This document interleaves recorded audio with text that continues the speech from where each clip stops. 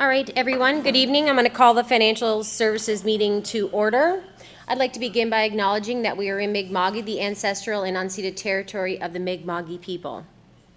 First, I need the approval of tonight's agenda. Moved by Councillor Boyles, seconded by Councillor Elliott. Go ahead, Councillor Wyden, you have a question?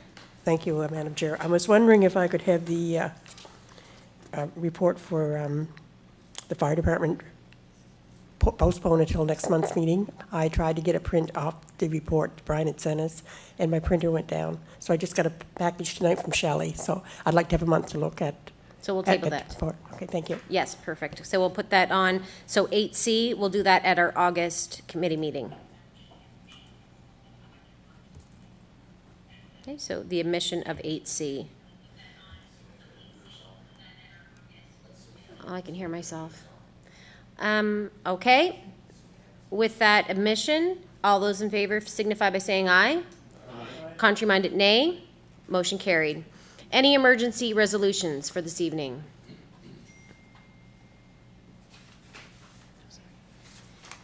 Any emergency resolutions? Okay, seeing none. We have 3 minutes to approve, or I guess to approve this evening. We have June 17th, both our regular meeting and the in-camera meeting, and also the Financial Services Budget meeting of June 24th. I think we'll look at those together. Is there any errors, omissions, or corrections to any of those minutes? Yes, go ahead, Warden Parker. Yes, I have a couple, Madam Chair, if I can find them here. One is, I guess they're both June 17th, but it's under community announcements. And it says there that Councillor Parker said there will be an open house at the West River Fire Hall on Thursday, July the 20th. That was June. I just don't want somebody going up there at the end of this week thinking that there's an open house. It's just the wrong month. But that's the only reason I'm bringing that one up. The other one, and I got confused, I guess, because there is 2 different sets of minutes for the same date, June 17th. When we had the discussion, I think it was in camera, but I don't think it's going to matter for what I've got here. It's just that Mr. Stewart's name is spelled wrong. It's a Stewart, S-T-E-W-A-R-T, not S-T-U-A-R-T. So it's spelled both ways in this county, but that's the only thing to have it right for our minutes. It should be changed, but that must have been in the in-camera one, because I was confused why I couldn't find it when I went looking the second time. Those 2, Madam Chair. Okay, perfect. Those 2 corrections. Any further errors, omissions, or corrections? Okay, seeing none, we'll consider those 3 minutes approved. First, we have reports. First, we have the communications report. Any questions on the communications report for the month of June? Okay, seeing none, we'll move on to the recreation report for the month of June. Any questions or comments? Yes, go ahead, Warden Parker. I just want to make the comment, as I read that through, there's an awful lot of good stuff happening. When you read that through, we tend to think, well, those fellows are doing whatever, but we only have 2 people, and we have the students with them now, of course, but they're helping out in a lot of our communities, allowing a lot of programs for children, the bikes for kids, and it goes on, but there's an awful lot of good things happening in that department, and I just want to acknowledge that. Yes, thank you. Okay, Councillor Wadden. Yes, I just wanted to thank the recreation group for getting the LARC program set back up in Little Harbor this year. It's really good to see so many kids attending, and they are really enjoying themselves. So thank you to the recreation group. You took the words right out of my mouth, Councillor Wadden. I just wanted to say, I was going to say the same thing. I've heard so many positive comments this year. Not only have they been going above and beyond in the facility, the cleanliness and everything like that, but also the kids are just having a ball this summer, and it's just, they're really knocking it out of the park. So I agree with Councillor Wadden's comments. Any further comments, questions? Okay, moving along, Warden's report for the month of June. Yes, go ahead, Councillor Wadden. Just on the panel discussion on coastal protection in Tattabagush. Robert, could you explain a little bit what happened with that panel discussion, or if it's going anywhere from there? I haven't heard anything in the last bit, and I haven't heard from the other municipalities. Everything just seems to have sort of gone quiet on the coastal erosion. The announcement was made by the province. There was a lot of uproar after that, but I was asked to go there, and it was supposed to be part of a panel, and then I was informed about 2 or 3 days before that the other people were too busy to come, and so I was going to be the whole panel. So I made it my business to, through Logan partly. Logan got somebody from Green Shores who do a lot of work on alternate to rocking, and also a lady who had come in here and met with Logan and I about a year ago, very concerned about, what her property was looking like because they rocked on both sides, and that is one of the big concerns. But no, things have seemed to have gone very quiet right now. Whether it's going to pick up again or not, I don't know. The province is advertising hard in the papers all the time about how important our shores are, but they backed away from doing any protection and said it's up to the municipalities if we want to do it, and it is. And I think Councillor Palmer said this at our last meeting. We haven't made a decision yet as a council whether we're going to do anything, but I did put out the request to the other councils to see if they want to work together on the North Shore here, but I didn't get any, I haven't heard anything back. They said they were going to take it to their councils, but I haven't heard anything. So no, it's pretty quiet right now. Okay, Councillor Turner. Thank you, Madam Chair. 2 questions. In regards to the final filming session with Stuart Cresswell on the high-speed internet film, when is that launch of that film, and what is the content of the film? And, 3 questions on it. When's the launch? What's the content of it? And who's the audience? Who is going to see this film? Is it people that we're trying to attract as customers? When's it going to happen? I'll give you my best answer I can. Brian's not here, and he was dealing a lot with Stuart Cresswell from River John is producing the film, and the idea came, I think, mostly through I-Valley when they were with us. That this would be something important to have at the end of the process, for historical purposes, and but then as we moved along, it became obvious that maybe it would be a good advertising tool as well to try and pick up more people as we spread into different. You get a certain percentage quite easily, and then some others need to be whatever you'll call sold to or convinced maybe that this is a good thing. If you've got nothing, anything's a good thing almost. But so we did the last. They wanted to kind of finalize the end of it for where we're at now.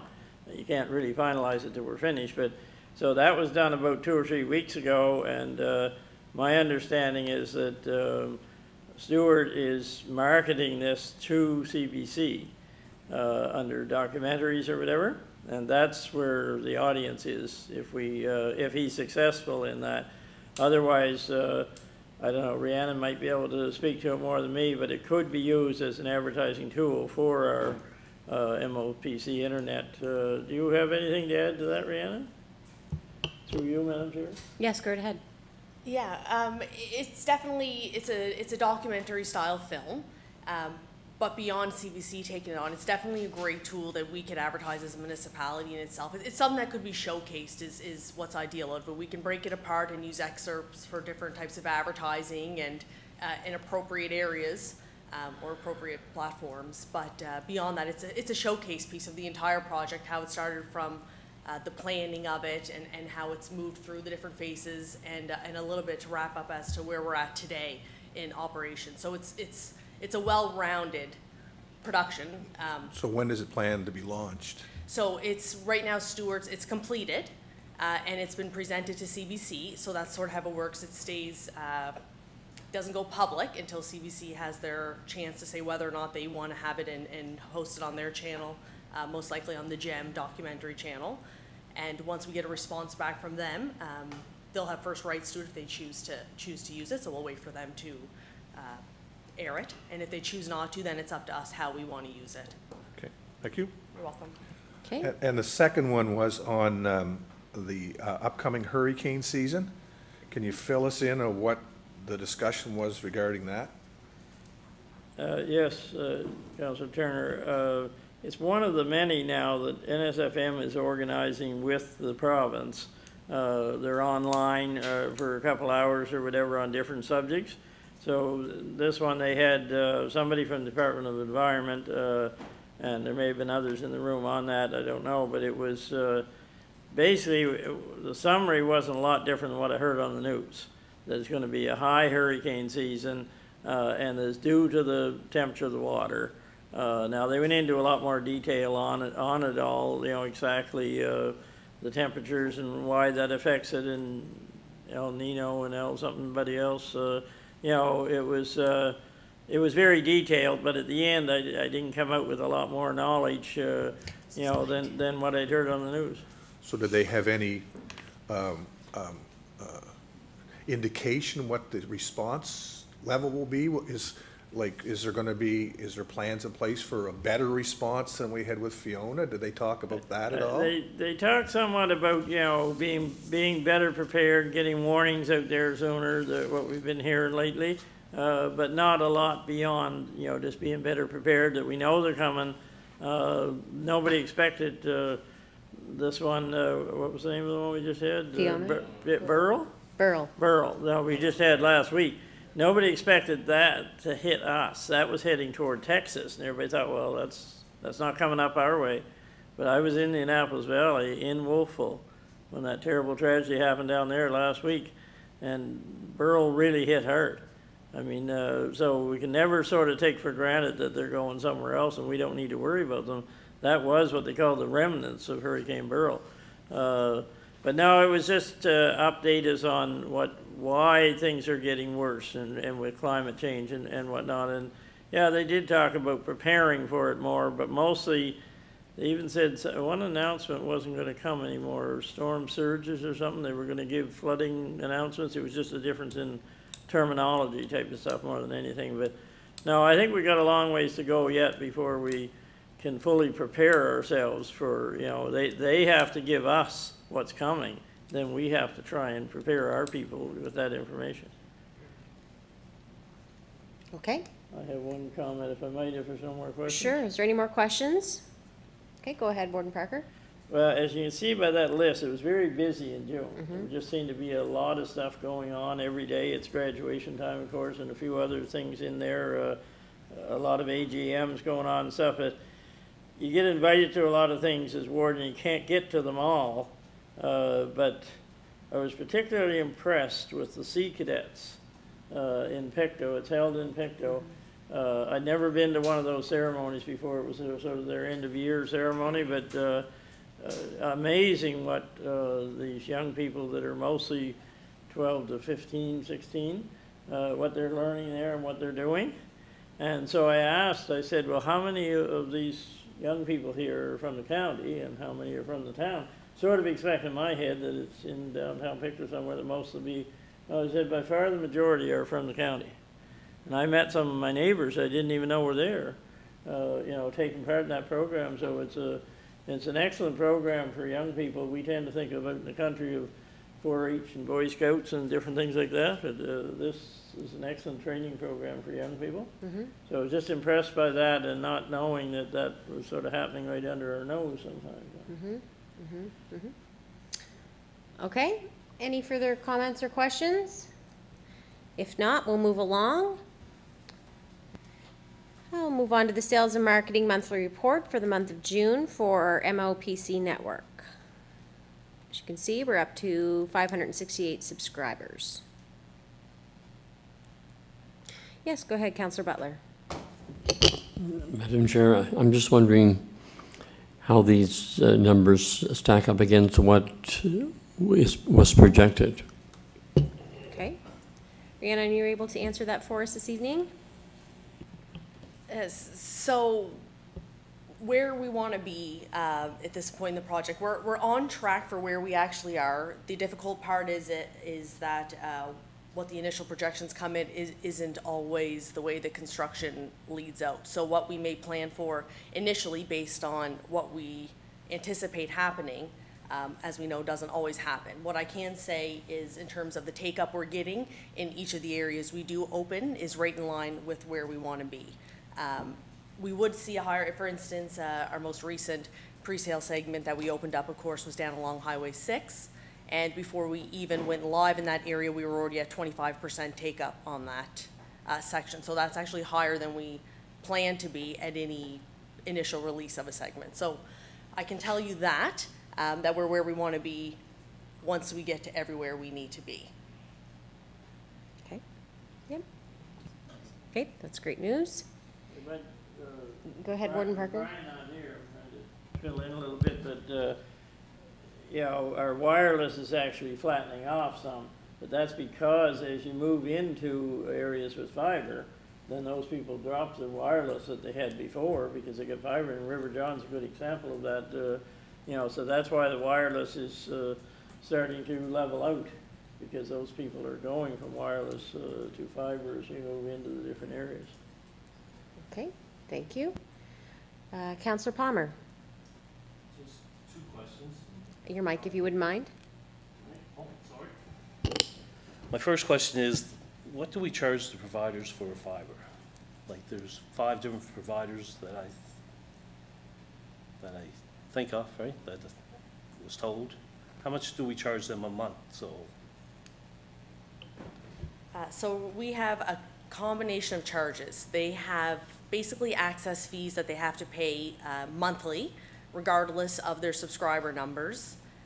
And those are for us to give them access over our network. Beyond that, for each subscriber, there's a different rate depending on the package that each subscriber signs up for. So some of the revenues are variable and some are more set. So, and as you can see on the report, the average rate between both programs, the fiber and the wireless right now, is averaging around $42 a unit. And that's all dependent on, like I say, the package size. The wireless is a set amount, pretty much, $50 a month for the basic package. But on the fiber side, it varies. Yeah, so I was just wondering what those providers are being charged by us. I didn't realize that. I guess it goes by how much speed a person wants, is it? The other thing is, I see on pre-sales it's going to Monroe Avenue, Mount William, West Road, and Truro Road. Are they underserved areas, or is that the money that we're using from our loan that we're taking out? So that's part of the backbone network. So that's part of what needs to be built to complete the entire connection circle. And basically what we're doing, although some of those areas fall mostly into the county, but some do fall into the town limits as we make our way through, because it's already designed and constructed, we're willing to take on and charge to those people as well.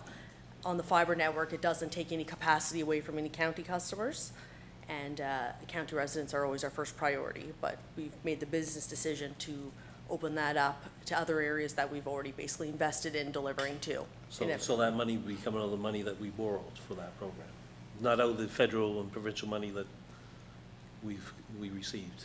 So this is part of the original plan, so that would have all been included Okay. originally. It's nothing new, it's just serving those customers along the route. And like I say, the majority of them are county, but similar to the Highway 376 stretch.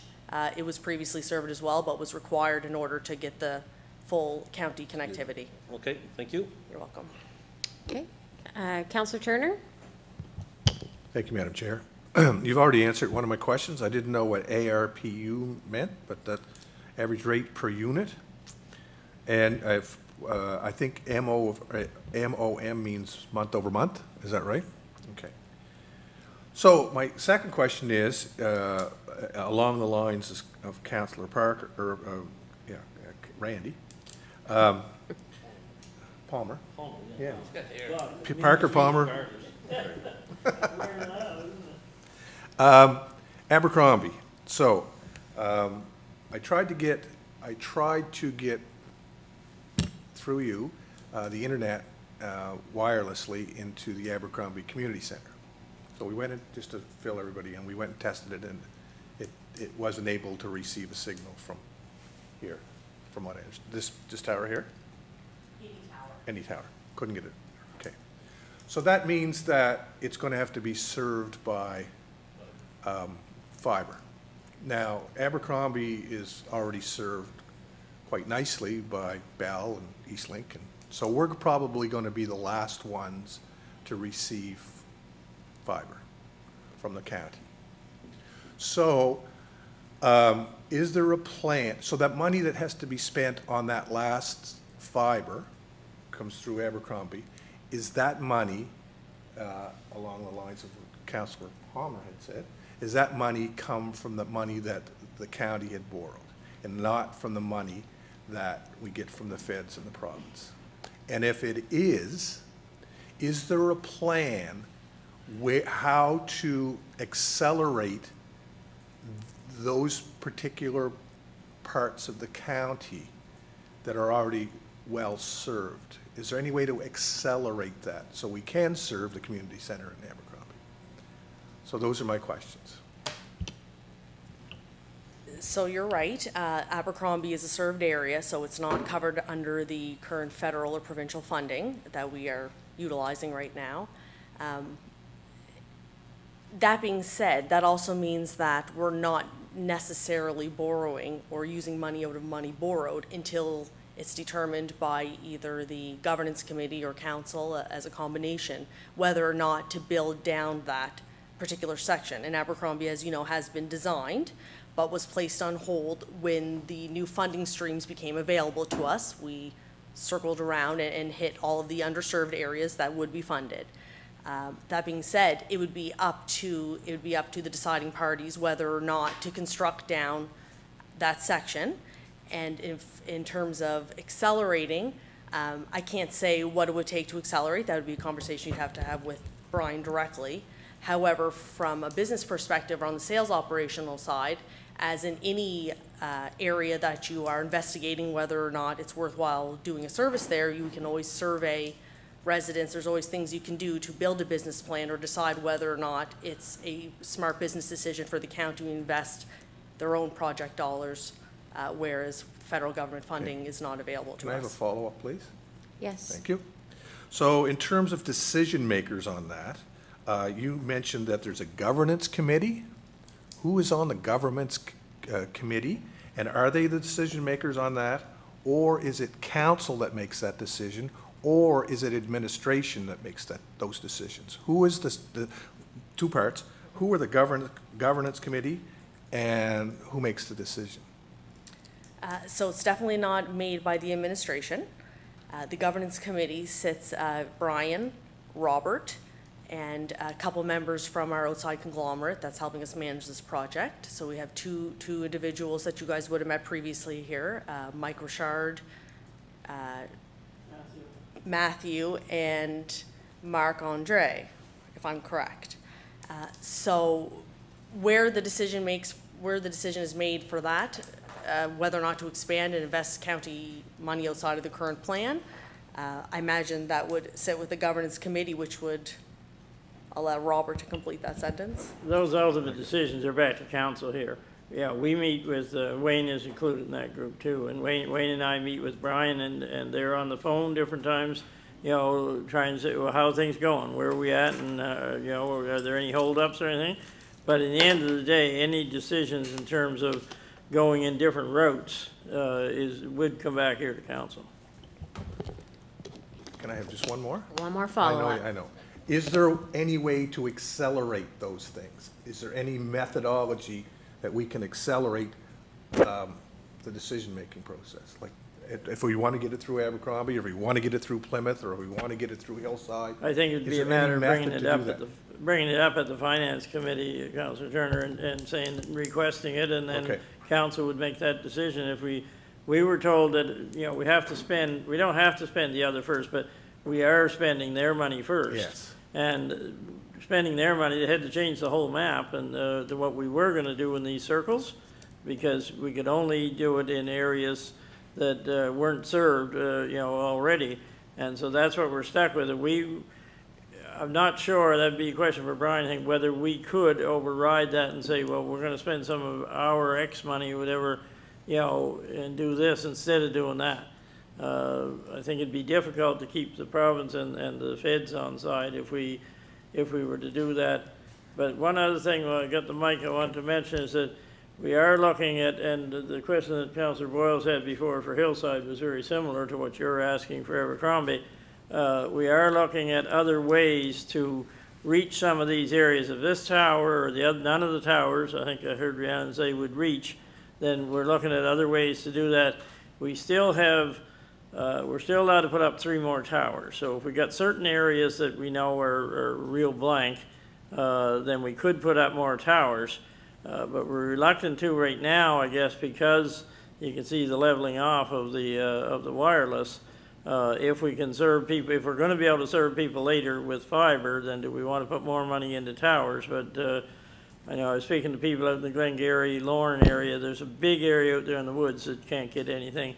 And we're looking at the possibility of some towers out there. But there's also some new technology that Brian is aware of, and I'm not even know if it's for public knowledge yet, but we're looking at using some of that technology on our towers that would greatly increase the reach of where so we're looking at both technology or more towers as ways to reach some of these places that we're not able to get to, and especially if we're not going to be able to get to them by fiber. Okay. Councillor Boyles.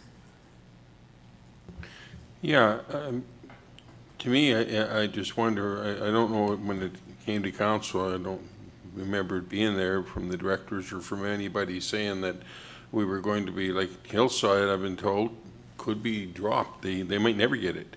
And to me, the, you know, as Councilor Turner said, and you know what I mean, that, you know, the halls are looking for it, but not only that, our people are too. And when we started this project, we advertised saying that everyone would get it. Everyone in Pictou County would get it. Now we're saying, no, we're going to back because the federal government's telling us. I mean, this has got, there's something going to have to happen there because the people of Hillside and the people of District 9, I don't know how many more, you know, if they're doing affected line this year or the other parts, you know, of District 9, and they don't know about even in Councilor Turner's area and what other areas that they're just dropping or making wait. You know, to me, if you had said, yeah, you're holding us off until you done Blue Mountain and them places, I'd say, yeah, you know, great, because they do need it. But we've been told we likely never get it, and that's very concerning to me. Okay. I just wanted to Yes, okay. I don't believe that we're telling anybody that we are never going to get it. Now, you know, we'll find different ways. If it doesn't work with the towers, then we'll put fiber in there, or we'll get a different technology. I'm still holding the fact we're going to serve everybody that wants served. And so when you mention lines, you know, these other areas maybe not being served, I don't think that information is correct right now. Well, I never said it was, and I just said I don't know. You know, Yeah, I don't know either, but Okay, let's keep our okay. rules here. And I appreciate, I will be letting the warden, just to let everybody know, answer a little bit more questions tonight than usual, because Brian and Sue Ann are both not here tonight. And so if the warden has information and is able to provide insight into the questions, I will let him speak on that tonight. It's not as good as what Brian would have, but I'm just trying to fill in something. Absolutely. Okay, Councillor Parker. Well, thank you, Madam Chair. I just want to say I'm in the Middle River Valley, the upper Middle River Valley, which is entirely my district, has no service. And really very little hope that it's coming anytime soon. Now, I did receive an email that it was going to go up to Rockland, back down. That's 1/10 of the area I'm talking about. I would not be in favor of running a line to Hillside or Abercrombie or wherever while we still have no service. Because Abercrombie, at least, they have service. They could sign up with Bell tomorrow. I'm not saying I want them to, but they could. We don't have that option. And as long as the rural areas are not serviced, we shouldn't be going back and plugging holes in the urban areas. Okay, thank you. Go ahead, Councillor Thompson. Just want to respond to a couple things that have been brought up here tonight. I have I have an area that's not going to see fiber for 2 to 3 years right now. And parts of my district are not, the towers don't reach them. So there's 3 extra towers. The village of Springville is an area that is, because it's the East River Valley, it's hills and valleys. And that village is not going to have any service whatsoever from fiber until 2 to 3 years from now. So people in my area in Plymouth, they have Bell Fiber Op, they have Eastlink, they have all the choices. Nobody in Plymouth is asking me to get county fiber because they want to switch. It's just not happening. Nobody's asking me those questions. There's a lot of frustration in my district. I heard it at my ratepayers meetings, especially my ratepayers meeting. Well, both of them. One was in Springville and one was in Garden of Eden. They both had the same concerns and frustrations. So we need to be quicker to the draw. Like the only thing, the saving grace for me right now is that it may be a more expensive fallback for them, but at least they have Starlink. So there's an option available to them. It's not a cheap option, I understand that, but it's there. So if we want to solve the problem that we started in 2016, 17, or whenever it was, fix the underserved areas first. Okay, any further comments or questions? All right, seeing none, let's move along. Let's look at our taxes receivable report for the month of June. See, they're still collecting taxes. Yes, go ahead. Thank you, Madam Chair. I studied that chart carefully, and I just want to make one note that the amount uncollected has gone up by 10% year over year. That's not a good sign. Yes, not a good sign at all. These, I guess, taxes were due, what was the 17th of June? 17th of June. So, you know, this is everybody that paid on time, I should say. Go ahead, Warden Parker. Following up on what my brother said there, that it's 10% more, we did send out letters, I know, to, and I wasn't able to make the last couple audit committee meetings, so I'm not quite up to date on this, but I don't know if more letters have been sent out, and the other question I'm wondering is, how successful were we with those letters in collecting some of these, sometimes multi-years back? That would show up in these figures, I guess, but have a second set of letters gone out, and how successful was the first set of letters, I guess is my question. It's my understanding that the second set of letters have not gone out. I think it's mid-July that they were hoping to have those out at a minimum. Is that my understanding? Councillor Wadden, do you want to speak on that as chair of the audit committee? I spoke with Brian earlier this month, and the letters have still not come back from the lawyers for the tax sale. The next group of letters were, because of staffing issues, they were hoping once the budget was passed, they'd be able to put some resources to those second batch of letters. But I never heard back. Brian was going to get back to me, but he never got back to me as to whether they did go out or not. So as far as I know, we're still waiting unless Karen can add anything to that. To my knowledge, the second set of letters have not gone out yet. And I have not heard that anything has come back from the solicitor. So if I might, Madam Chair, the letters, the first set of letters, what went to the lawyer, I believe, would be, you know, okay, we got to do a search on the titles and stuff. So some must have been successful out of the 100 letters. Did we hear back from 10, 20%? What was the success level? 12, and some of those are reneging on their payment plans. They're reneging on the payment plans that they agreed to. Already, yes. Yeah. They had Okay. like 10 pay off the tax, something like 10 paid off the taxes that were owing. 10 I did think it was like pay. 10, and then a group of them had payments. Made Like she I arrangements. don't think we had 10 full payments. No, it was 10, okay, No. but there were some though I that think did, it was 10 arrangements. okay. Okay, it's just, we obviously have to get harder, and I know that's what we're trying to do, but to be fair to the other people that are paying their taxes on a regular basis all the time, if people can but aren't, then there's a real problem. Thank you, Madam Chair. Okay. Is there any further comments or questions? Okay, Councillor Parker for second time. Thank you. I have strenuously expressed my concerns at the audit committee that we do not have enough staff. We've been told, oh, we're getting ready for interviews, we're doing this, we're doing that, but it never ever happens. I compared us in an email to a toothless lion. That's why we're not getting action, because they believe we will do nothing. Because for the last number of years, we have done nothing. So we need to compel our CAO to hire more staffing and get busy on this.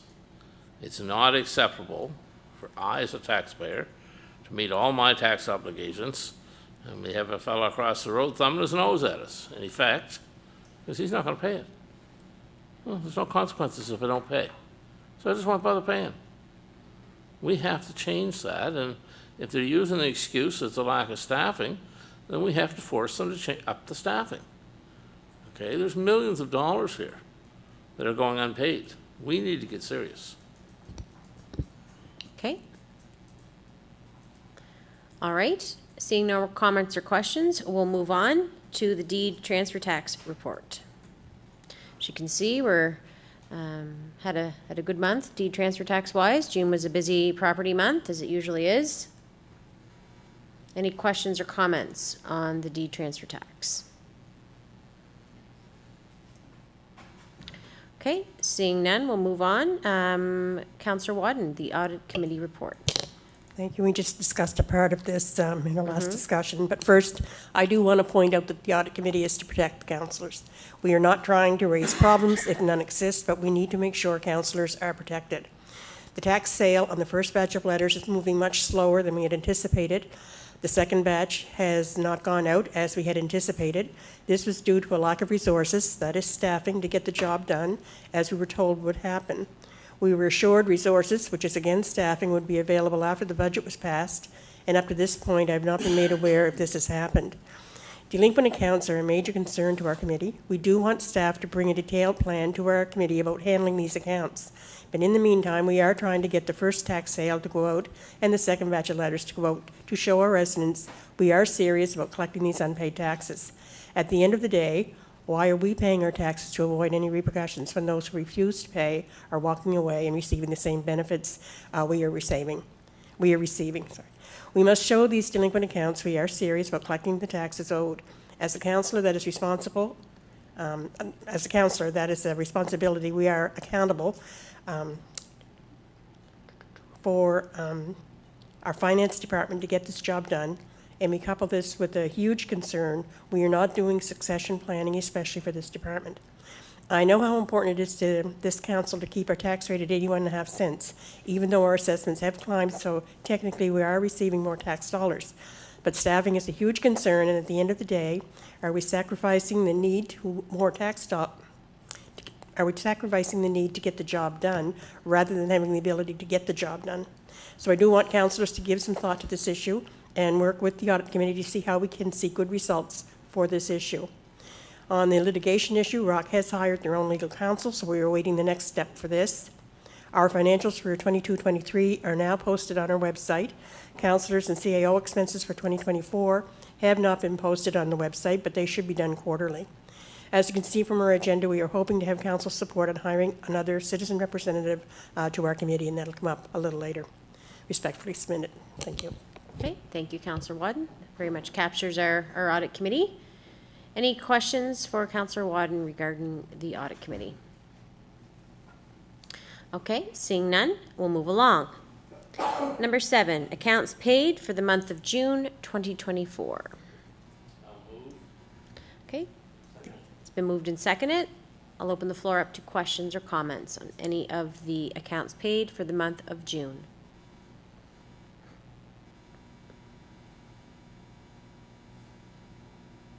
Any questions or comments? Questions or comments? Okay, seeing none, I'll call for the vote. All those in favor signify by saying aye. Contrary-minded, nay. Motion carried. All right, moving on to business items or items requiring action. You'll see the first one there is the Recreation Grant Sponsorship from River John Festival Days. River John Festival is asking the municipality to sponsor its annual festival. Sponsorship options were listed in the package. There's bronze, silver, gold, and a festival partner. Bronze is $250, silver $500, gold $750, and festival partner $1,000. I'd like to see a motion on the floor. I'll make a motion that we sponsor them for whatever the top one's called. Festival partner. I have one question. Okay, just 1 second. So we have a motion on the floor for that we sponsor them for $1,000. Do we have a seconder for that? I'll second it. Okay, so go ahead. And this is through you, Madam Chair, to Rhiannon. Has the MOPC Internet, has it already sponsored this group for this festival? Yes, we have, at the $750 rate, because I believe at the time that was the only sponsorship level that was still available, and we are participating in the event. So my question then is, should we double it by doing it through our internet project and also through council? What do you mean, should we Well, double it? Because they've already Two sponsored ads. it, which is, we would be putting double the money into it. We'd be a sponsor twice, in other words, because the internet is under our council, and then our council would be sponsored as well. I'm just not sure if that is the right way to do it, Okay, or make up the difference, I guess. or make up the difference. Go ahead, or no, I'm not the chair. You got it. Go ahead, Rhiannon. I just wanted to note, you should keep in mind that advertising we're doing on the MOPC network is going to use the MOPC network branding. So if you wanted to have the municipality traditional logo representing the entire municipality, that may not be included in ours. Or it could be, but just should be noted. Okay. Is that two different pots too? That's coming specifically from the advertising from the internet, not council? Am I correct in saying that? The internet has its own pot. Has its own pot, so it's not the same pot of money. It's not intended to be. Not intended to be the same pot of money. My motion still stands. Okay. Councillor Elliott? Thanks. I think the festival is a wonderful festival, and it does great things and brings people in a good celebration. But I feel we missed the boat, because all their advertisements and brochures are out. The festival starts Friday, and in this letter, their cutoff was between May 17th and June 30th. So I'm not sure what we could do to actually get anything advertised for the municipality. So I'd like to make a motion that we, Oh, there's already a motion on the floor. well, I'd like to make it so that the funding is for the next festival event, because we're not going to benefit. I read all those packages. Everything's out. Their media is out. The brochures are out. Their signage is out. Their webpage is out. And their big sign is out. And any of the money that's going to give is not going to qualify for any advertisement. So I'm not sure what you want to do there, but I'd like to know when the letter was submitted is my original question. How did we miss out? I was just looking for received. I wonder if we can find out when this was received. It's not stamped received, it doesn't say what day it was received. Yeah. But it would have, I would assume that it would be after our last meeting.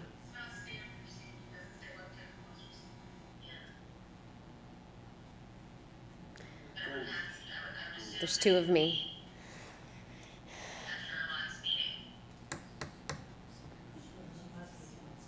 Sue Ann? Okay, go ahead, Sue Ann.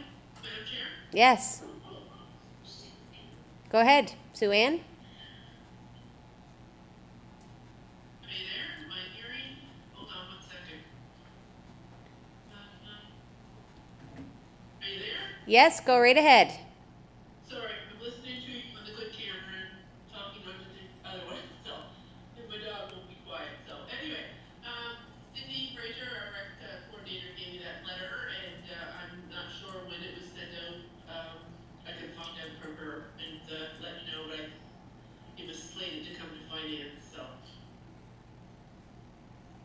Okay. Okay, go ahead, Councillor Parker. Thank you, Madam Chair.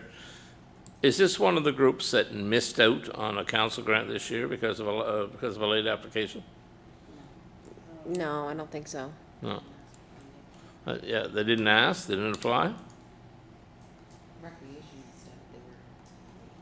Okay.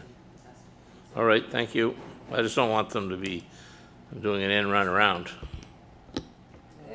They applied. Yeah, we gave the money. River John Festival Days applied but didn't get any money. They replied, their request was for $2,500. But they weren't, Mr. Dillon? there was no money approved. That was my recollection, they were in fact late. So,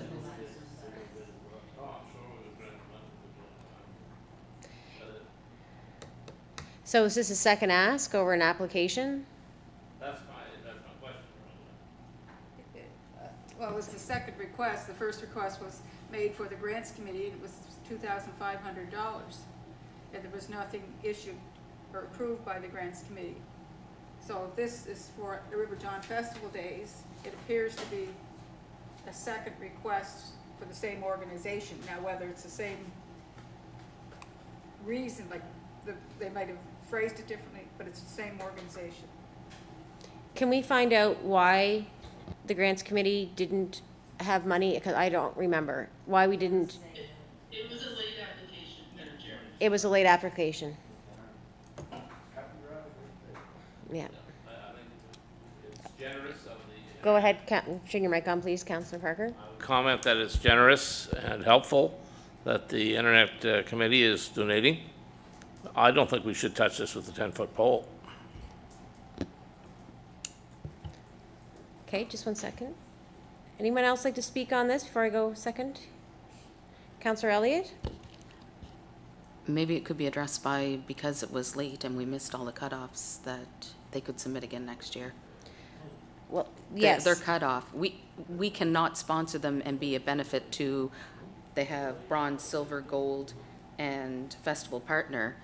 There's no, we don't meet any criteria on there for giving them money, but if they get their application in early next year, I think we'd all support it. And we have in the past. Yeah. Yeah, we have in the past. Go ahead. Chair? Yes, go ahead, Sue Ann. Karen could probably help me out on this too, but I know that according to Cindy, she does have a pot of money set aside for sponsorship of certain events in the community that come along throughout the year, and she does get letters of this sort. So this isn't a grant application as we would have reviewed in the past. This is a sponsorship request. Still a grant. It's still considered a grant, even though you're sponsoring under the sponsorship category. Okay. I'll let you speak on this to finalize. Go ahead, Warden Parker. I'm disappointed that we can't help them. It is a good thing in the village of River John and everything. It's disappointing that they missed out on the grant because they're late, and disappointing because we're getting the letter late now and we can't deal with it whether we want to give them money or not. It seems like, you know, they're losing out here somewhere on an event I know that is very successful and all of those good things that we want to be happening in our communities. Unfortunately, they're losing out because of, you know, maybe they did something wrong, maybe we did something wrong in the end, you know, by not dealing with it sooner. I hate the message that it sends, I guess. I know that technically we're probably on firm grounds that, you know, but I don't like the message it sends at all. Councillor Palmer.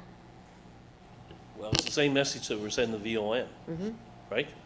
You applied and then you're late. This here, and I didn't pick up, I didn't realize the River John, it said the deadline for advertising is June 30th. Well, if we give them $1,000, we're not going to get any benefit from this, right? We're not going to get any benefit from it.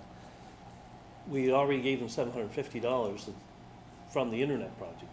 So I think as far as this year goes, I think we're right in saying no for this organization. And just in the letter saying next year, make sure you get your application in on time. Or if you want to go this route, make sure that we get it before the deadline so that we can so that we can at least get our advertising spots. So if not, we're sending different messages, one to the VON, one to the River John Days. So. Councillor Butler. I'm wondering, Madam Chair, if we could ask Councillor Elliott if she's spent her $1,500 on the community events, if that money has not been all allocated already, perhaps you might consider giving part or all of that $1,500 to this community event. Yes, go ahead, Councillor. Yes, go ahead, Councillor. It's been allotted to 1, 2, 3, I think it was broken up, 250, 500, and 500. It was all given out. But when were you asked, if I can ask that question? Yes. When was the internet project asked for the same request that we were? We searched it out. We were aware of the event and we were doing pre-summer season planning, so we had made contact ourselves with quite a few different organizations. Okay, thanks. I mean, I feel bad we missed the cutoff, but it's not our fault that we missed the cutoff to sponsor them. And there is next year, and if they have their advertisement out, things must be going okay, if that's what the money was for, advertising. Okay. All right. I'm going to move this ahead to the vote. Go ahead, Councillor Turner. So when did you receive the information? When did you get the request for the letter? She didn't get a request. She didn't? looked for it. You went, look, when did you go looking for it then? It would have been earlier in June. Okay, so okay. I'm just wondering of the timing of this and why it came to the July. I'm just wondering about the timing. Okay, thank you. Okay, thank you, Councillor Turner. All right, I'm going to call for the vote. All those in favor? Just to be very clear on this, was the original motion was to give them $1,000, okay? And that was moved and seconded. So I'm going to call for the vote. All those in favor signify by saying aye. Contrary-minded, nay? Nay. Okay, motion is not carried.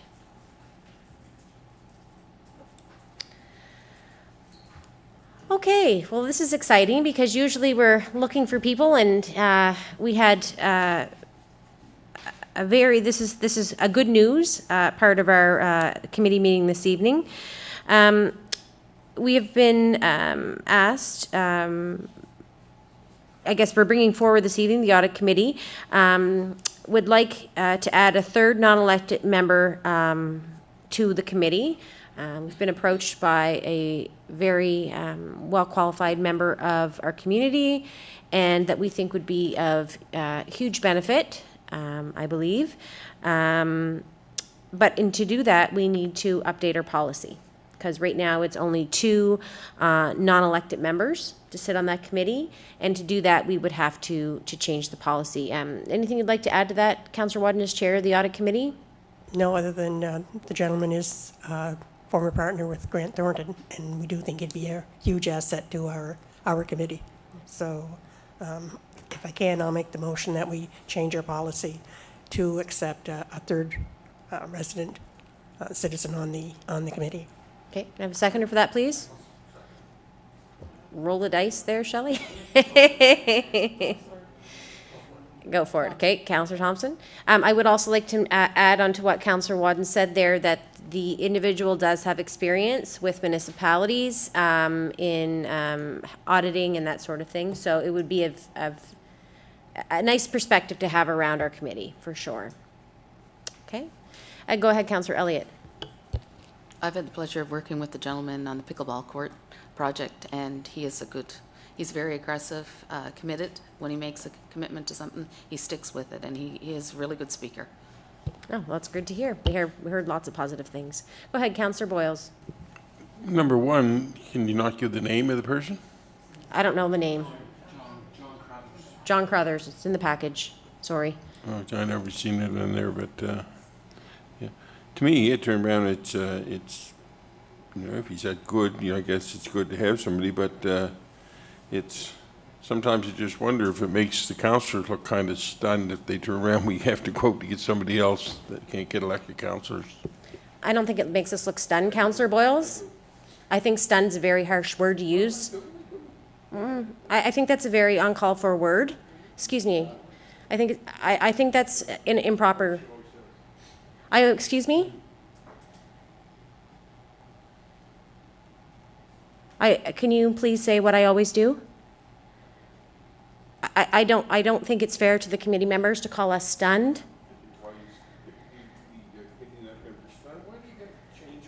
I'm not changing what you said. Looks like it makes councillors look stunned. We gotta go to hire somebody else or get somebody else when we got councillors sitting around this table. I'm sorry, I misunderstood that. But these are with all our committees, we do have non-elected people on them, same as, and it's great to have somebody qualified. Yeah. Okay, thank you. Councillor Turner, I saw your hand. Yep. Thank you, Madam Chair. I think that we should have a discussion on committees, a broader discussion about committees and who are on committees. There's some committees that sit that need like human resource expertise. Some committees that need financial expertise. So there's committees that are established that could really benefit from a real professional contributions from an accountant or from an HR person. So there are some committees that I think that we should look at really bringing some more people in to really strengthen the committees. So I think that maybe we should have a discussion on that somewhere along the line. So thanks. That's some good advice. Go ahead, Warden Parker. I believe I saw your hand next.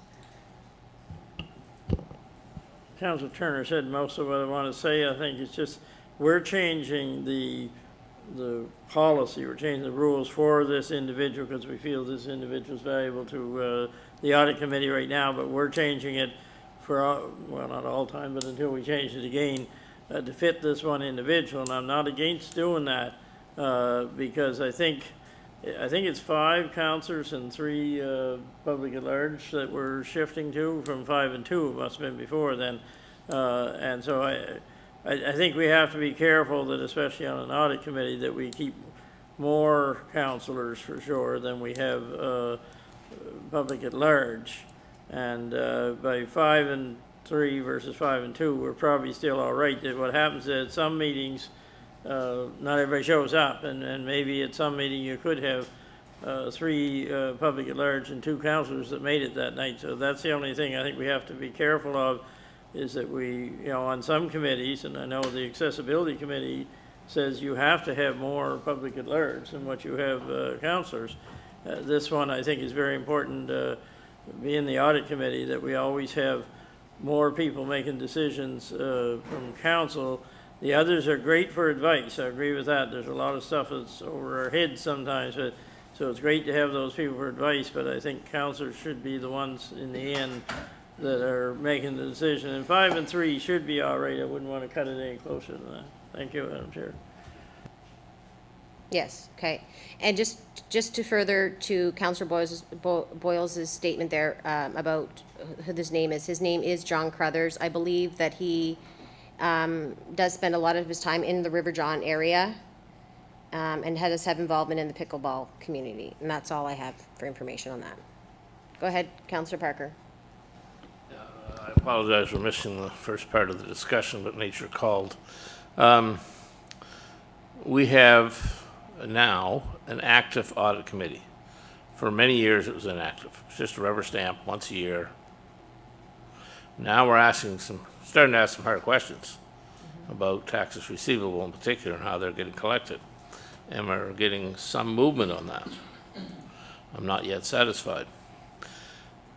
We have 2, and I asked Councillor Wadden here, I believe Susan, she's a trained accountant. Is that correct? Yes, she worked with MacDonald's for a number of years. Yeah, and Rick Feehan, I know, was a trained accountant. He speaks very highly of this individual. He points out that he was, I think, co-owner of one of the largest audit firms, one of the most successful audit firms in the province. He claims we're getting a ringer here.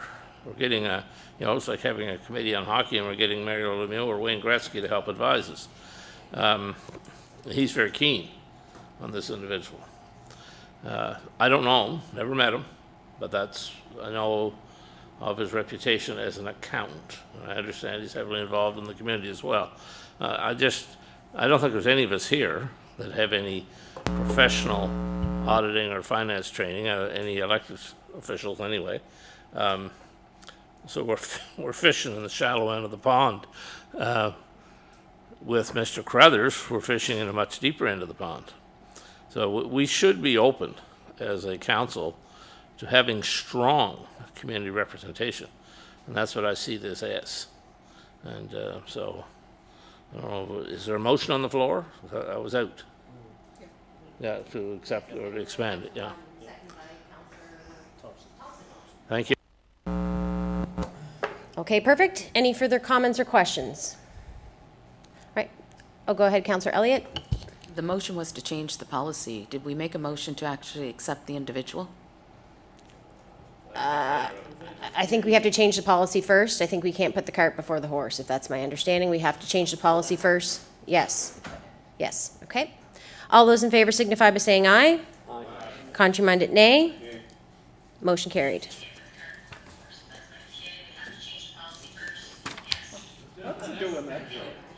I don't know, but I do not like hearing myself. It's too much. Okay. It's the way that Shelley got it set up. Okay, next we are going to move on to, we have struck 8C. We're moving on to 8D. We have municipal service grants. The first is for District 2, Little Harbor Community Center, the amount of $10,000, improvements to the community center. Okay, it's moved by Councillor Wadden, seconded by Councillor Elliott. Any questions or comments on the improvements to the hall for that municipal service grant? All those in favor signify by saying aye. Aye. Contrary-minded, nay. Motion carried. Next, we have District 8. We have the Abercrombie Community Center, the amount of $8,233. This is the cost of a plan for grant application. We have Abercrombie Cemetery, amount of $7,000 to construct a stairway at the cemetery. Mount William Cemetery, $3,049 for maintenance. Alma Cemetery, $1,700 for maintenance. Alma United Church, $5,700 for heat pump purchase installation, for the total amount of $25,682. Sure, let's get the motion on the floor first. Councillor Turner, moved by Councillor Turner. We have a seconder? Seconded by Councillor Parker. Go ahead, Councillor Turner. Madam Chair, just a little explanation about the first one, Abercrombie Community Center cost for a plan for grant application. What the community center is trying to do is to make the community center as accessible as possible. So they're looking for a new doorway, ramps, new stairways, etc. So that's what that costs for a plan. So in order to go for the grant, we had to have a plan in place. So we had to. That's what that's for. So, in case anybody was questioning. Thank you. Okay. Any further comments or questions? Hearing none, I'll call for the vote. All those in favor signify by saying aye. Aye. Contrary-minded, nay. Motion carried. Next, we have District 9. We have the Lynacy Fire Department in the amount of $10,000. It is for bunker gear and breathing apparatus. And Hillside Cemetery in the amount of $2,000 for cemetery expansion, for a grand total for District 9 of $12,000. So move. Moved by Councillor Boyles, seconded by Warden Parker. Any questions or comments on District 9's municipal service grants? Seeing none, I'll call for the vote. All those in favor signify by saying aye. Contrary-minded, nay. Motion carried. Next, we have District 12. We have Lauren Hall in the amount of $6,000 for the maintenance of the hall. We have Hopewell First Presbyterian Church, $1,275. This is for paint, I'm assuming that's paint, of War Memorial Lawn. Replace the battery in the church defibrillator. Then we have the McLeod Cemetery, $1,000 cemetery maintenance. Elgin Pioneer Cemetery, $1,000 maintenance of the cemetery. East River Valley Community Development Association, $6,000 assisting with the newsletter and the Riverton Hall. And East River Valley Recreation, $2,000, and that is for the maintenance of the field and the program support, for a grand total of $17,275. Moved by Councillor Dewar, seconded by Councillor Thompson. Any questions or comments on District 12's municipal service grants? Seeing none, I'll call for the vote. All those in favor signify by saying aye. Contrary-minded, nay. Motion carried. Okay. So next we have motions of reconsideration. Is there any motions of reconsideration this evening? Seeing none, I'll call the meeting adjourned. Okay, I'd like to call the proper service meeting to order. First, I'd like to begin by acknowledging that we are on the Mi'kmaq, the ancestral and unceded territory of the Mi'kmaq people. Next is approval of the agenda. Moved by Councillor Bowles, second by Councillor Elliott. All those in favor, signify by saying aye. Aye. Counter-minded, nay. Motion carried. Is there any emergency resolutions? Is there any emergency resolutions? One more time. Is there any emergency resolutions? Seeing none, move on. Any errors or omission corrections to the minutes of June 17, 2024? Any errors or omissions or corrections to the minutes of June 17, 2024? One more time. Any errors or omissions corrections to the minutes of June 17, 2024? Seeing none, we'll consider those minutes approved. Next are reports that don't require a motion. First is the Public Works and Development Officer's report. You can ask the question, but we don't know if anybody will have the answer because he's not here. Warden Parker, I knew. I had a whole list of questions, but I realized there's no sense of asking them. I just wanted to bring up, I don't know if anybody knows here, but it just came to my attention in my area over the weekend, that when a road is dropped by the Department of Public Works, I guess it's called now, that road is dropped, do the rules change versus it being a public road in terms of the size of lots needed to build homes on? Because it was brought to my attention that it's now 25 acres because that road has been no longer, I didn't ever think it was a public road for a long time, but because it's not a public road, that you require 25 acres. And I don't know if anybody here can answer that or not.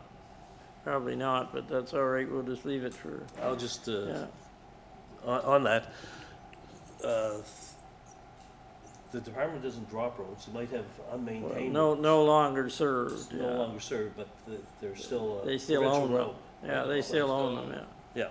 So I don't know what road you're talking about, but I would say that the lot sizes, as far as building on it, wouldn't change because that's Department of Environment. As far as the sewer and things like that. I haven't looked into. I was going to ask Logan tonight, but it just seemed odd to me. But because that road, I think it's been closed for a long time. Dave knows where it is, the Mill Road, and between Durham and Sylvester, and so people own land in there, and they want to, subdivide it or whatever and build homes, and they've been told they have to have 25 acres instead of 2.5 acres, which seemed a bit unreasonable to me. If you've got a lot of land, you're going to break it up, and you're not going to get very many lots if you cut it into 25-acre lots, What's the source of that information? I'm not going to tell you my sources. No, I don't mean that. Who's telling them that? That's 25 acres. Well, I heard that it came from in here, is what I was told. Councillor Dorr. It must be 2.5. No, they said that it used to be 2.5, and now one fellow had sold his last year, and it was 2.5, but now they're told it's 25. Oh, that never went through council ever. No, it never, yeah, but there's something to do with subdivision rules or whatever. I never heard of it, but the only reason I brought it up tonight, just see if anybody else had heard of it. Councillor Dave Parker. I spoke not that long ago with our development officer, Jeremy Lewis, and he said there's nothing in the act that says it has to be 2.5. He said it could be 0.5. As long as you get an approved septic system for that piece of land, whether it's 0.5 or 2.5 or whatever, you are eligible to have it subdivided. So it's about having a adequate septic system, and if it's 2.3, I think it is, or greater, then there's always room. So that's where that comes from. But if you want to divide off 1-acre lots, you can. But before you can get the subdivision approval, you will have to go through the Department of Environment and hire a QP, a qualified person to design systems for you. So when I go to sell you a 1-acre lot, I say, well, yes, it's approved, and here's the system you have to put on it. It's going to cost you $17,500. As long as you buy it knowing that, you can get a 1 acre lot approved, or even a half acre. But, well, we should have Mr. Lewis in here to clarify that. I think too, that maybe that's a question for Brian to look into and get back to us. And get back to it, because it's important when people ask you these that you have some answers. Councillor McKeel. Yes, that was my thought too. I was always under the assumption that it was 2.3 acres, but you'd see these smaller lots passed or approved. So I think it's important that we have clarification on that, because, you know, we've been asked that question in the past, or I know I have as councillor, even well before Mr. Lewis's hiring. So that's some good information. As long as I know, even when we built, you know, you could choose to build here for an extra $30,000 for a septic system, or you could, you know, depending on your septic system. So, okay, that makes sense. I appreciate that. But I do think we should have Mr. Lewis in. I would agree with that. Okay, so we'll move on. Any other questions on the Public Works Development Officer's report? Seeing none. Next is the Development Officer's report. No questions? Councillor Dave Parker. Given the discussion we just had, I want to make a motion that we call Mr. Lewis before this committee for clarification purposes. Okay. Is there a seconder? Second. Moving second. Seeing no questions, all those in favor signify by saying aye. Aye. Count by nay. Motion carried. So we'll ask Mr. Lewis come in for some question and answers period. Next is the Emergency Services report. Any questions for Evan? Seeing none. Next is the Fire Inspector's report. Seeing none. Building Inspection report.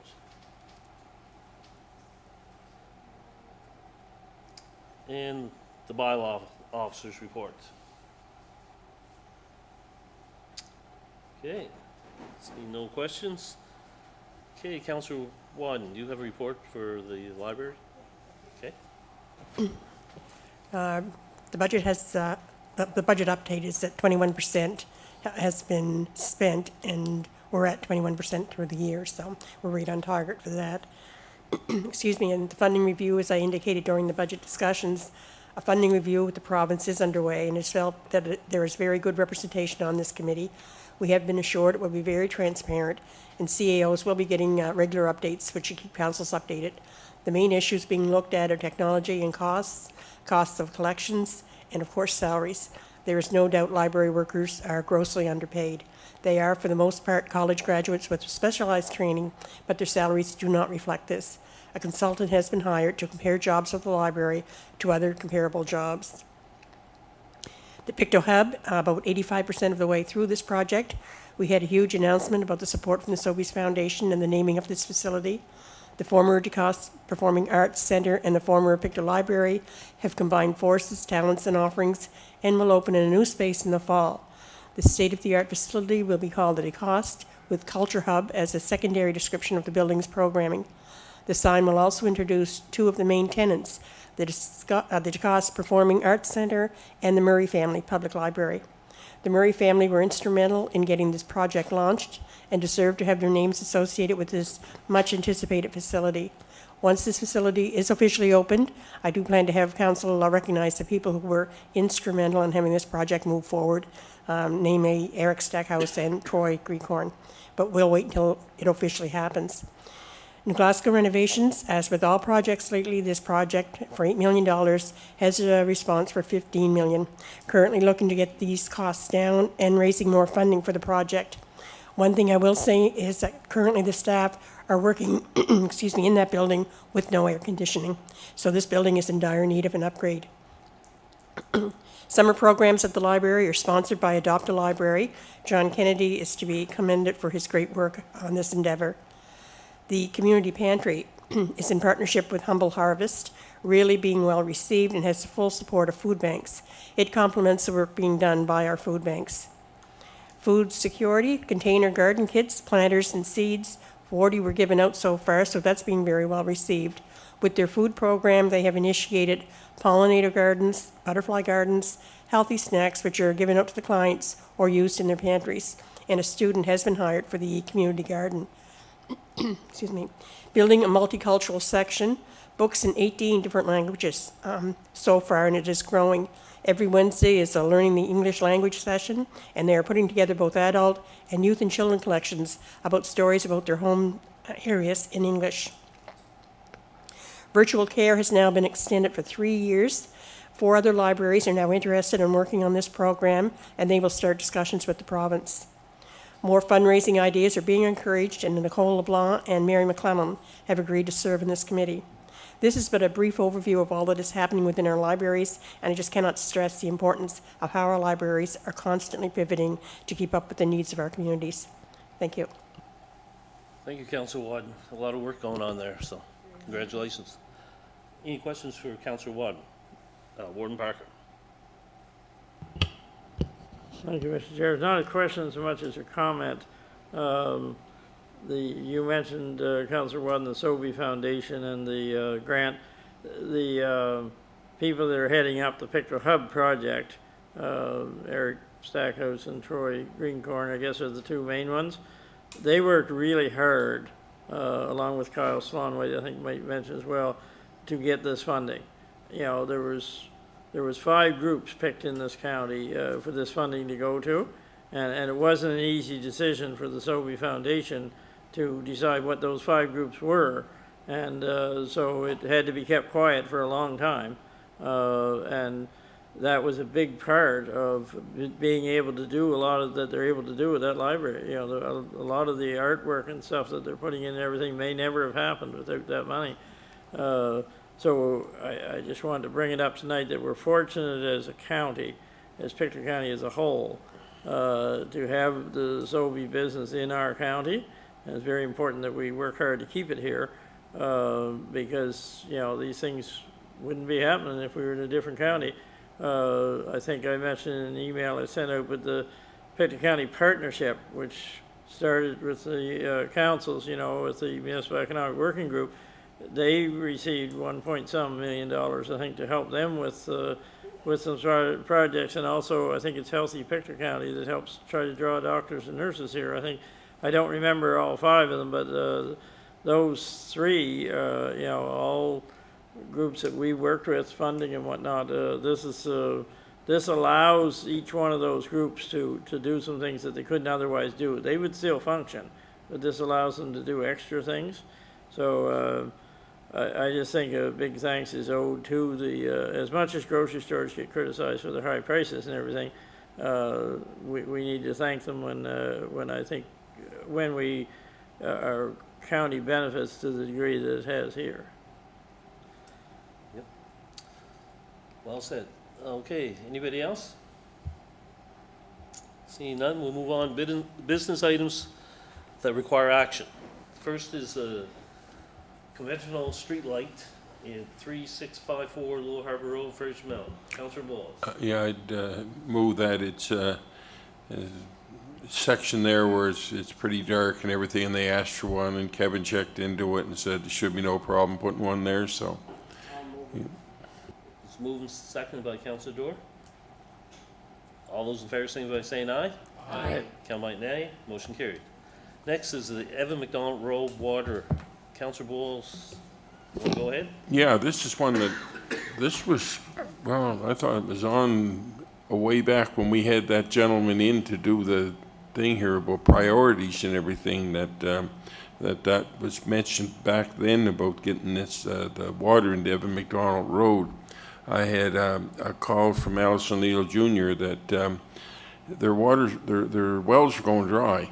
They have a new well dug, and boom, next thing you know, it's dry, and I guess the water is not the best in the West anyway. It's really in bad condition, and so they've been asking for quite some time if we could put water out there. So and again, I know it's been well, I thought it was on well, knew it was on that at that time, because the gentleman that was here said that it never goes off. It might get moved down, or it might, but sometime it'll move its way up. But some way this was missed, and we'd like to have it, looked at. Thank you. Okay, any questions? Councillor McKeel. Where is the Evan MacDonald Road? It's off the McKay Road out in Lynacy. Lynacy, okay. Then there's water going to that now? Like water going by it now? I don't think there's water on the McKay Road. I don't know. I know it's in the Lynacy, but I don't think it's in the McKay Road, is it? I don't know. I'd have to check with Kevin on that. No, it's on the McKay Road. I don't think it was on McKay Road. Or it was in so far, maybe Dougie Monson that stops or something like that. But, yeah. Is it the whole road you're looking at, Councillor Walls? Well, that road loops around to the Lynacy Road. well, it likely is, because the way that he's been talking, like you have the residents in there, he lives at the just at the start of it, or he said, and then you have Stevie McMullen and them on the first there, and then you have different homes going in, and you have Daryl Paris is in there, and then you come around the corner and you have in an awful the construction fellow, what's his name there? There's what's that? Yeah, Marinas is, and then you can buy there. So he never said how far he wanted it, but he did mention all them houses. So. Okay.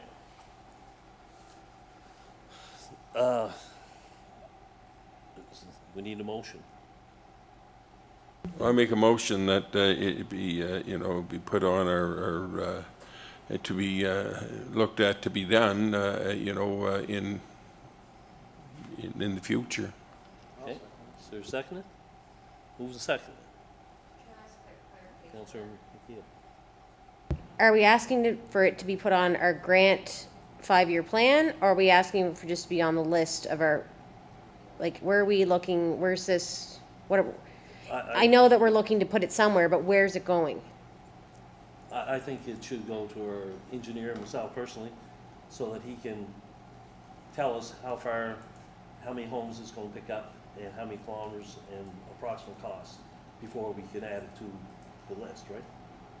Because if we just keep adding things, but if it's not feasible to do, then it shouldn't be on the list. Mm-hmm. So it would have to go through the engineer to say it's going to cost X amount of dollars, I think.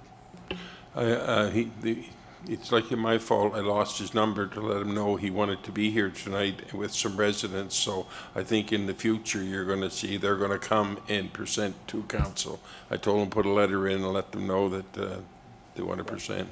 We'll have to get an estimate. It'd be nice to have an estimate prior to that. So. Chair, I What would about- second, you didn't get a seconder for that. Councillor Gould. Okay. Yeah. Okay. The motion, I think, is to send it to our engineer to come up with a cost estimate, so we know what the project would entail and the approximate cost of it. And then it comes back to council, and then council makes a decision to put it on the 5-year plan or not. Is that fine? Okay. Any other questions? Seeing none? All those in favor signify by saying aye. Aye. Count by nay. Motion carried. Next is motions of reconsideration. Seeing none. Next is community announcements. Anybody have any community announcements? Councillor Bullock. Yeah, the Hillside School reunion, we're going to have a Hillside School reunion on August 17th from 2 to 9 p.m. at the Hillside Community Hall. $5 per person, just to help out with the meals and that. So anyone interested, they can either call Edmund Anderson at 902-301-7013 or myself at 902-759-7976. It's we had to start somewhere, so this year we're going to try her on August the 17th and see how it goes. Okay. Councillor Councillor Butler, did you have your hand up? Councillor, did you have your hand up? No. Councillor Dave Parker. This Friday, 19th of July, Strawberry Social for Seniors at the Union Center Community Hall from 12 to 3. It's free for seniors. Well, that's not quite true. It is free for seniors, but it's being paid for out of some of the money that the hall has received for seniors' activities, and this is one of them they're sponsoring.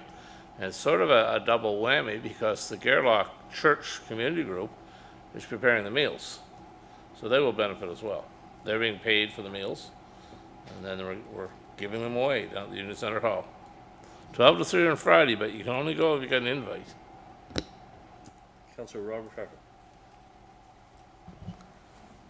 If I'll go to that, it's for seniors, it's free. That's enough for me. I already announced this once before, but I'll announce it again in case somebody forgot. So this Sunday afternoon, at the newly renovated Salem, what was the Salem Ball Field, but the Salem Recreation Area Park, music in the park, 2 o'clock. We have a band there, good country singing, and fiddlers, including Dave and I's niece, Amelia.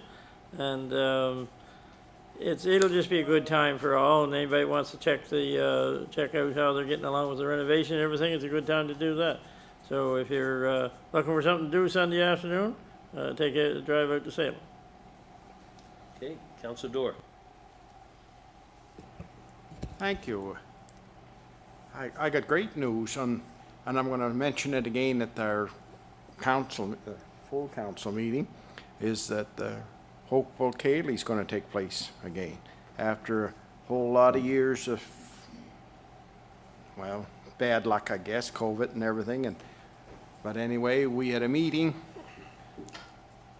2 months ago, on April the 15th, and 60 people came to that meeting at the fire hall.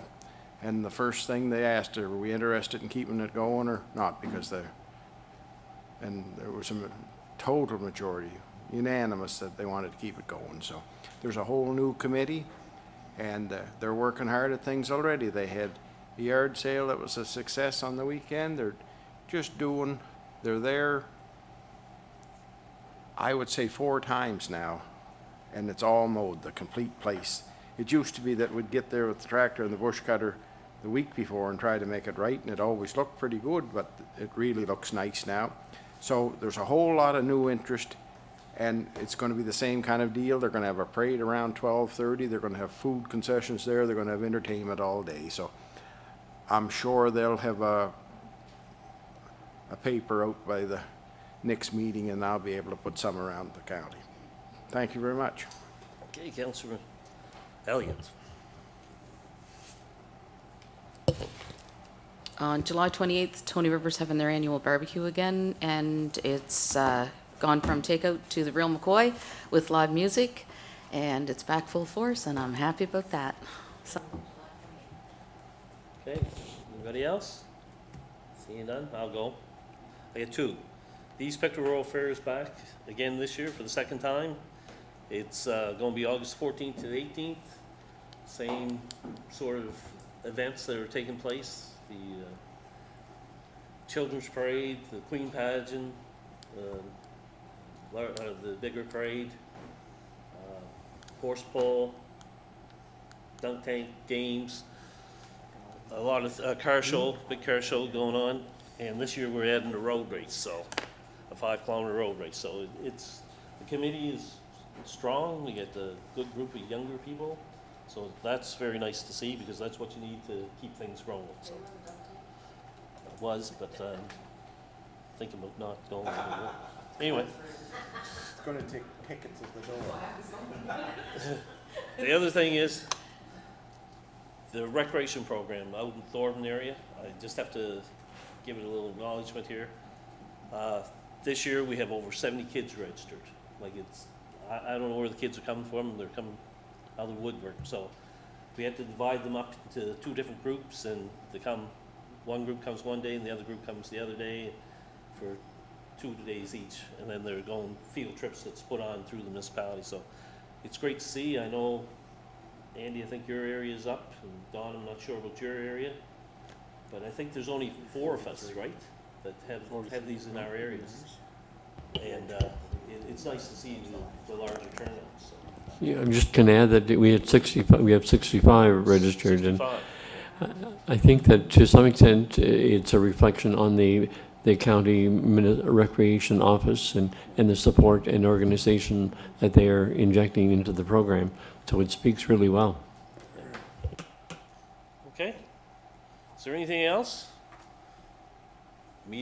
Councillor Thompson. Add to that, like we got 43 registered in the East River Valley. We're hosting it out of the Springville Rec Park this year. We recently completed renovations out there. Big shout out to Mike Heckenvich for guiding us through that. We got an insulated building now, and it's got a heat pump in it, new electrical, and all that good stuff. So the kids are well looked after out there. So even on the hot days, they have a place to cool off. So and the need is up there. People are looking for places for their kids to go. Okay. Nothing further? Meeting adjourned. Very good. 35. Was it? I couldn't, if this guy wasn't here.